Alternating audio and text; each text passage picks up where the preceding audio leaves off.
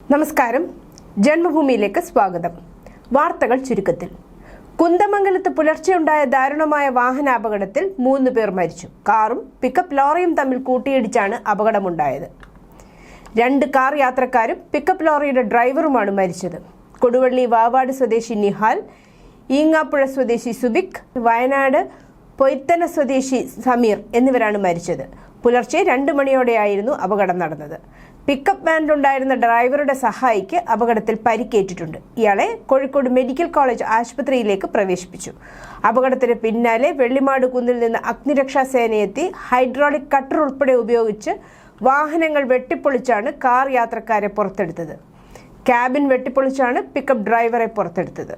തുടർച്ചയായി സ്ത്രീപീഡന കേസുകൾ നേരിടുന്ന രാഹുൽ മാങ്കൂട്ടത്തിൽ MLA പേരിൽ എന്ത് നടപടിയെടുക്കണമെന്ന് നിയമസഭയ്ക്ക് തീരുമാനിക്കാം. നടപടി പ്രിവിലേജസ് ആൻഡ് എത്തിക്സ് കമ്മിറ്റി പരിശോധിക്കുമെന്ന് സ്പീക്കർ AN ഷംസീർ വ്യക്തമാക്കിയതോടെ ബജറ്റ് സമ്മേളനത്തിൽ ഇതിനുള്ള സാധ്യതയേറി.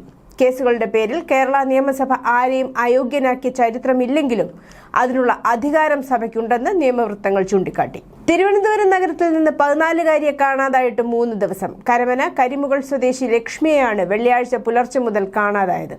കുട്ടിക്ക് വേണ്ടി പോലീസ് അന്വേഷണം ഊർജിതമാക്കിയെങ്കിലും ഇതുവരെ കൃത്യമായ സൂചനകളൊന്നും ലഭിച്ചിട്ടില്ല. വെള്ളിയാഴ്ച പുലർച്ചെയാണ് പെൺകുട്ടി വീട്ടിൽ നിന്നും ഇറങ്ങിയത്. വീട്ടുകാർ നൽകിയ പരാതിയിൽ കരമന പോലീസ് കേസെടുത്ത് അന്വേഷണം തുടങ്ങി. വിവിധ CCTV ദൃശ്യങ്ങൾ പരിശോധിച്ചതിൽ നിന്നും കുട്ടി തമ്പാനൂർ റെയിൽവേ സ്റ്റേഷനിൽ എത്തിയതായി കണ്ടെത്തി. റെയിൽവേ സ്റ്റേഷനിൽ നിന്ന് കുട്ടി ഏതെങ്കിലും ട്രെയിനിൽ കയറിപ്പോയോ അതോ നഗരത്തിന്റെ മറ്റു ഭാഗങ്ങളിലേക്ക് പോയോ എന്ന കാര്യത്തിൽ വ്യക്തതയില്ല. കുട്ടിയുടെ കൈവശം മൊബൈൽ ഫോൺ ഇല്ലാത്തത് അന്വേഷണത്തിന് വലിയ വെല്ലുവിളിയാണ്. കൂവപ്പള്ളി കുളപ്പുറത്ത് യുവതിയെയും യുവാവിനെയും വീട്ടിനുള്ളിൽ മരിച്ച നിലയിൽ കണ്ടെത്തി. ചങ്ങനാശ്ശേരിയിൽ നിന്ന് ഇവിടെ താമസത്തിനെത്തിയ മോർക്കോലിൽ ഷേർലി മാത്യുവും കോട്ടയം സ്വദേശി എന്ന് സംശയിക്കുന്ന യുവാവുമാണ് മരിച്ചതെന്ന് പോലീസ് പറയുന്നു. ഷേർലിയെ വീട്ടിനുള്ളിൽ നിലത്ത് മരിച്ച നിലയിലും യുവാവിനെ തൂങ്ങി മരിച്ച നിലയിലുമാണ് കണ്ടെത്തിയത്. ഷേർലിയുമായി പരിചയമുള്ള ഒരാൾ ഇവരെ ഫോണിൽ വിളിച്ച് കിട്ടാതായപ്പോൾ പോലീസിൽ വിവരം അറിയിക്കുകയായിരുന്നു.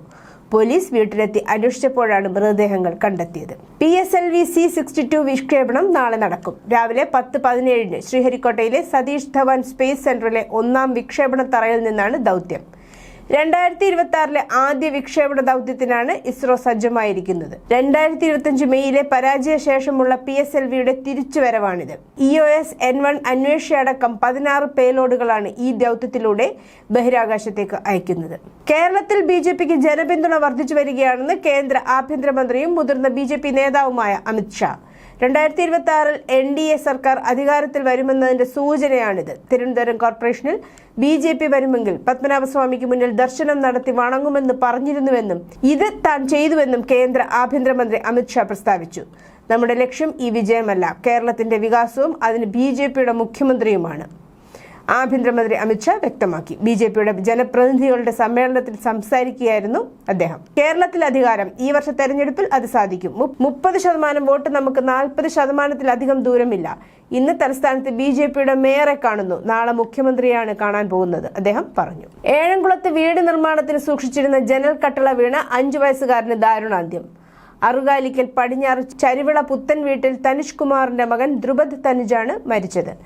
ഇന്നലെ രാവിലെ 10-ന് തനുജിന്റെ സഹോദരന്റെ അറുകാലിക്കലെ പഴയ വീട്ടിലായിരുന്നു അപകടം. ഇവരുടെ പുതിയ വീടിന്റെ നിർമ്മാണം പരുത്തിപ്പാറയിൽ നടക്കുകയാണ്. നിലവിളി കേട്ട് ഓടിയെത്തിയ രക്ഷിതാക്കൾ കുട്ടിയെ ആശുപത്രിയിൽ എത്തിച്ചെങ്കിലും രക്ഷിക്കാനായില്ല. ചെന്നീർക്കര കേന്ദ്രീയ വിദ്യാലയത്തിലെ 1ാം ക്ലാസ് വിദ്യാർത്ഥിയാണ്. മാതാവ് ആര്യ. അടൂർ ഹോളി ഏഞ്ചൽസിൽ 6ാം ക്ലാസ് വിദ്യാർത്ഥിയായ അദ്വൈതാണ് സഹോദരൻ. സംസ്ഥാനത്തിന്റെ വിവിധ ഭാഗങ്ങളിലേക്കുള്ള KSRTC ബഡ്ജറ്റ് ടൂറിസം യാത്രകൾ ഹിറ്റായതിനു പിന്നാലെ അന്തർ സംസ്ഥാന യാത്രകളും സൂപ്പർ ഹിറ്റ്. തമിഴ്നാട്, ഊട്ടി, കൊടൈക്കനാൽ, മേഘമല, രാമേശ്വരം, കന്യാകുമാരി തുടങ്ങിയ ടൂറിസം സ്പോട്ടുകളാണ് പുതുവർഷത്തിൽ ബജറ്റ് ടൂറിസത്തിന്റെ റൂട്ട് മാപ്പിൽ ഇടം പിടിച്ചിരിക്കുന്നത്. സാധാരണ ബസ്സുകളിൽ നിന്ന് വ്യത്യസ്തമായ പ്രത്യേക നിറത്തിലുള്ള ബസ്സുകളാണ് ടൂറിനായി നിരത്തിലിറക്കിയിരിക്കുന്നത്. ശബരിമല സ്വർണ്ണക്കൊള്ള കേസിൽ അറസ്റ്റിലായ തന്ത്രി കണ്ഠര് രാജീവരുടെ ആരോഗ്യനില തൃപ്തികരമായതോടെ വീണ്ടും ജയിലിലേക്ക് മാറ്റി. ദേഹാസ്വാസ്ഥ്യത്തെ തുടർന്ന് തിരുവനന്തപുരം മെഡിക്കൽ കോളേജ് ആശുപത്രിയിൽ പ്രവേശിപ്പിച്ചിരുന്ന അദ്ദേഹത്തിന്റെ നില മെച്ചപ്പെട്ടതിനെ തുടർന്ന് ഇന്നലെ ഉച്ചയ്ക്ക് 2-ന് പൂജപ്പുര സ്പെഷ്യൽ സബ് ജയിലിലേക്ക് മാറ്റി. 24 മണിക്കൂർ നീണ്ട നിരീക്ഷണത്തിനൊടുവിലാണ് ഡിസ്ചാർജ് ചെയ്തത്. തന്ത്രിയുടെ ജാമ്യാപേക്ഷ നാളെ കോടതിയിലെത്തും. സാംബ, രജൌരി, പൂഞ്ച് ജില്ലകളിലെ അന്താരാഷ്ട്ര അതിർത്തിയിലും ഐബിയിലും നിയന്ത്രണ രേഖയിലും LOCയിലും നിരവധി പാകിസ്ഥാൻ ഡ്രോണുകൾ കണ്ടെത്തിയതിനെ തുടർന്ന് ഞായറാഴ്ച വൈകുന്നേരം ജമ്മുകാശ്മീരിൽ സുരക്ഷാ സേന അതീവ ജാഗ്രത പാലിച്ചു. ഇന്ത്യയുടെ ഭാഗത്ത് ആയുധങ്ങളോ കള്ളക്കടത്തോ ഉപേക്ഷിക്കാനുള്ള സാധ്യത തള്ളിക്കളയുന്നതിനായി വിപുലമായ കരത്തിരച്ചിൽ പ്രവർത്തനങ്ങൾ ആരംഭിച്ചതായി ഉദ്യോഗസ്ഥർ പറഞ്ഞു. മുന്നോട്ടുള്ള പ്രദേശങ്ങളിൽ കുറഞ്ഞത് 5 ഡ്രോണുകളുടെ ചലനങ്ങൾ നിരീക്ഷിച്ചതായി ഉദ്യോഗസ്ഥർ വ്യക്തമാക്കി. ധർമ്മസ്ഥല ക്ഷേത്രത്തെ സ്ത്രീകളുടെ കൂട്ടക്കൊല ചെയ്യുന്ന ഭീകര കേന്ദ്രമായി അവതരിപ്പിക്കുന്ന 100-ൽ പരം വീഡിയോകൾ ചെയ്ത മാവോയിസ്റ്റ് മാധ്യമമാണ് ദ ന്യൂസ് മിനിറ്റ്. ഇപ്പോഴിതാ അതേ അർബൻ നക്സൽ മാധ്യമം ശ്രീധർ വെമ്പു എന്ന IT ബിസിനസ്സുകാരനെ അപകീർത്തിപ്പെടുത്താൻ ലേഖനവുമായി ഇറങ്ങിയിരിക്കുകയാണ്. അദ്ദേഹവും ഭാര്യ പ്രമീള ശ്രീനിവാസനും തമ്മിലുള്ള വിവാഹമോചന കേസ് വെച്ചാണ് ദ ന്യൂസ് മിനിറ്റ് ശ്രീധർ വെമ്പുവിന്റെ സ്വഭാവശുദ്ധിയെ നശിപ്പിക്കാൻ ശ്രമിക്കുന്നത്. പൊതുവെ ഭാരതീയമായതിനെ ഉയർത്തിപ്പിടിക്കുകയും ആത്മനിർഭർ ഭാരതിനെ പ്രോത്സാഹിപ്പിക്കുകയും ചെയ്യുന്ന ശ്രീധർ വെമ്പു ഇന്ത്യക്കാർക്ക് ഉപയോഗിക്കാൻ സോഹോ മെയിലും വാട്സാപ്പ് എന്ന US ഉൽപ്പന്നത്തിന് പകരം അറട്ടെ എന്ന ആപ്പും വികസിപ്പിച്ചിരുന്നു. ഈ ഒരു സാഹചര്യത്തിലാണ് ശ്രീധർ വെമ്പുവിനെ തകർക്കാൻ ദ ന്യൂസ് മിനിറ്റ് ശ്രമിക്കുന്നത്. മതേതരത്വത്തിന്റെ വക്താക്കളെന്ന് അവകാശപ്പെടുന്നവർ ബംഗ്ലാദേശിലെ അക്രമങ്ങളെക്കുറിച്ച് മൗനം പാലിക്കുകയാണെന്ന് ഉത്തർപ്രദേശ് മുഖ്യമന്ത്രി യോഗി ആദിത്യനാഥ് പ്രയാഗ്രാജിൽ രാമാനന്ദാചാര്യരുടെ 726-ാം ജന്മദിന വാർഷികാഘോഷത്തിന്റെ ഭാഗമായി സംഘടിപ്പിച്ച പൊതുസമ്മേളനം ഉദ്ഘാടനം ചെയ്ത് സംസാരിക്കുകയായിരുന്നു അദ്ദേഹം. ബംഗ്ലാദേശിൽ അരങ്ങേറുന്ന ഹിന്ദു വേട്ടയെക്കുറിച്ച് പ്രതിപക്ഷത്തിന് ഒന്നും തന്നെ പറയാനില്ല. മെഴുകുതിരി മാർച്ചുകളോ പ്രതിഷേധങ്ങളോ ഇല്ല. അവർ സ്വന്തം കുടുംബങ്ങളെക്കുറിച്ച് മാത്രമേ ചിന്തിക്കൂ. മതേതരത്വത്തിന്റെ പേരിൽ ഈ ശക്തികൾ ഹിന്ദു ധർമ്മത്തെ ദുർബലപ്പെടുത്താൻ അക്ഷീണം പ്രവർത്തിക്കുന്നു. ഇത് നമുക്കും ഒരു മുന്നറിയിപ്പാണ്. ജാതിയുടെയോ മതത്തിന്റെയോ പേരിൽ സമൂഹത്തെ വിഭജിക്കുന്നത് പൂർണ്ണനാശത്തിലേക്ക് നയിക്കുമെന്നും അദ്ദേഹം ചൂണ്ടിക്കാട്ടി. ബംഗളൂരുവിലെ വാടക വീട്ടിൽ സോഫ്റ്റ്വെയർ എഞ്ചിനീയറെ മരിച്ച നിലയിൽ കണ്ടെത്തിയതിന് ഒരാഴ്ച കഴിഞ്ഞപ്പോൾ ലൈംഗികാതിക്രമങ്ങളെ എതിർത്തതിനെ തുടർന്ന് 18 വയസ്സുള്ള ഒരു യുവാവ് അവരെ കൊലപ്പെടുത്തിയതായി അന്വേഷണ ഉദ്യോഗസ്ഥർ വെളിപ്പെടുത്തി. ജനുവരി 3-നാണ് 34-കാരിയായ ഷർമിള DKയെ മരിച്ച നിലയിൽ കണ്ടെത്തിയത്. രാമമൂർത്തി നഗറിലെ സുബ്രഹ്മണി ലേഔട്ടിലുള്ള അപ്പാർട്ട്മെന്റിൽ തീപിടുത്തമുണ്ടായതിനെ തുടർന്ന് അസെൻഷറിൽ ജോലി ചെയ്യുന്ന ടെക്കി ശ്വാസം മുട്ടി മരിച്ചതാണെന്നാണ് ആദ്യം സംശയിച്ചിരുന്നത്.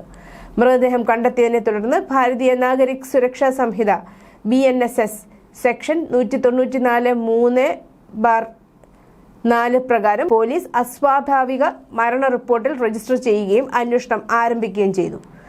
അന്വേഷണത്തിനിടെ ശാസ്ത്രീയ രീതികളും സാങ്കേതിക തെളിവുകളും ഉപയോഗിച്ച് ഇരയുടെ വീടിനോട് ചേർന്നുള്ള വീട്ടിൽ താമസിച്ചിരുന്ന കർണാൽ ഖുറൈ എന്ന പ്രതിയെ പോലീസ് കണ്ടെത്തി. ഇറാനിൽ ഇന്ത്യക്കാരും അഫ്ഗാൻ പൗരന്മാരും അറസ്റ്റിലായതായി അവകാശപ്പെടുന്ന വാർത്തകൾ തെറ്റായിപ്പോയി എന്ന് ഇന്ത്യയിലെ ഇറാൻ അംബാസിഡർ മുഹമ്മദ് ഫത്താലി പറഞ്ഞു. സ്ഥിരീകരിച്ച ഉറവിടങ്ങളെ മാത്രം ആശ്രയിക്കണമെന്ന് അദ്ദേഹം പൊതുജനങ്ങളോട് ആവശ്യപ്പെട്ടു. ഡിസംബർ 28-ന് പ്രതിഷേധങ്ങൾ ആരംഭിച്ചതിനു ശേഷം നൂറുകണക്കിന് ആളുകൾ കൊല്ലപ്പെട്ടുവെന്ന US ആസ്ഥാനമായുള്ള human rights activist news agency HRANA-യുടെ റിപ്പോർട്ടുകളെ തുടർന്ന് ഇറാനിലെ ഇന്ത്യൻ വിദ്യാർത്ഥികളുടെ സുരക്ഷയെക്കുറിച്ചുള്ള ആശങ്കകൾ വർദ്ധിച്ചു വരുന്ന സാഹചര്യത്തിലാണ് അദ്ദേഹത്തിന്റെ വിശദീകരണം. ഇറാനിൽ സർക്കാർ വിരുദ്ധ പ്രതിഷേധങ്ങൾ ശക്തമായി തുടരുമ്പോൾ കലാപകാരികളെ സമൂഹത്തെ തകർക്കാൻ അനുവദിക്കരുതെന്ന് പ്രസിഡന്റ് മസൂദ് പെഷസ്കിയാൻ ഞായറാഴ്ച പറഞ്ഞു. പുരോഹിത സർക്കാരിനെതിരെ 3 രാത്രികൾ നീണ്ടുനിന്ന ശക്തമായ പ്രതിഷേധങ്ങൾക്ക് ശേഷം ആദ്യമായാണ് പ്രസിഡന്റ് സംസാരിക്കുന്നത്. പ്രക്ഷോഭം രൂക്ഷമാകുന്നതിനിടെ കഴിഞ്ഞ മാസം പ്രതിഷേധം ആരംഭിച്ചതിന് ശേഷം 538 പേർ മരിച്ചുവെന്ന് ആക്ടിവിസ്റ്റുകളെ ഉദ്ധരിച്ച് റിപ്പോർട്ടുകൾ ഉണ്ട്. തന്ത്രപരമായ നിർണായകമായ ഗ്രീൻലാൻഡ് പ്രദേശത്തിന്റെ ഉടമസ്ഥാവകാശം അമേരിക്കൻ ഉടമസ്ഥതയിലാക്കണമെന്ന ആവശ്യം US പ്രസിഡന്റ് ഡൊണാൾഡ് ട്രംപ് വീണ്ടും ഉന്നയിക്കുകയും അത് പിടിച്ചെടുക്കാൻ സാധ്യതയുള്ള ആക്രമണത്തിന് അടിയന്തര പദ്ധതികൾ തയ്യാറാക്കാൻ പ്രത്യേക സേനയോട് ആവശ്യപ്പെടുകയും ചെയ്തതിനെ തുടർന്ന് യുണൈറ്റഡ് കിങ്ഡത്തിന്റെയും ജർമ്മനിയുടെയും നേതൃത്വത്തിലുള്ള യൂറോപ്യൻ ശക്തികൾ ഗ്രീൻലാൻഡിൽ നാറ്റോയുടെ സൈനിക സാന്നിധ്യം ശക്തിപ്പെടുത്താനുള്ള പദ്ധതികൾ ആസൂത്രണം ചെയ്യുകയാണ്. ആർട്ടിക് സുരക്ഷയിൽ സഖ്യകക്ഷികളുടെ നിയന്ത്രണം ഉറപ്പിക്കാനുള്ള നീക്കവും അവർ നടത്തിവരികയാണ്. ജർമ്മൻ ടാബ്ലോയിഡ് ബിൽഡിന് ചോർന്ന രഹസ്യാന്വേഷണത്തെക്കുറിച്ചുള്ള അന്വേഷണം തടസ്സപ്പെടുത്താൻ ശ്രമിച്ചുവെന്നാരോപിച്ച് ചോദ്യം ചെയ്യലിനായി ഇസ്രായേൽ പോലീസ് ഞായറാഴ്ച രാജ്യത്തെ പ്രധാനമന്ത്രി ബെഞ്ചമിൻ നെതന്യാഹുവിന്റെ ചീഫ് ഓഫ് സ്റ്റാഫ് സാച്ചി ബ്രാവർമാനെ കസ്റ്റഡിയിലെടുത്തതായി റിപ്പോർട്ട്. അതേസമയം പോലീസ് ബ്രാവർമാന്റെ പേര് മറച്ചുവെക്കുകയും നെതന്യാഹുവിന്റെ ഉന്നത സഹായികളിൽ ഒരാളെ കസ്റ്റഡിയിലെടുത്തതായി സമ്മതിക്കുകയും ചെയ്തു. News desk Janmabhumi.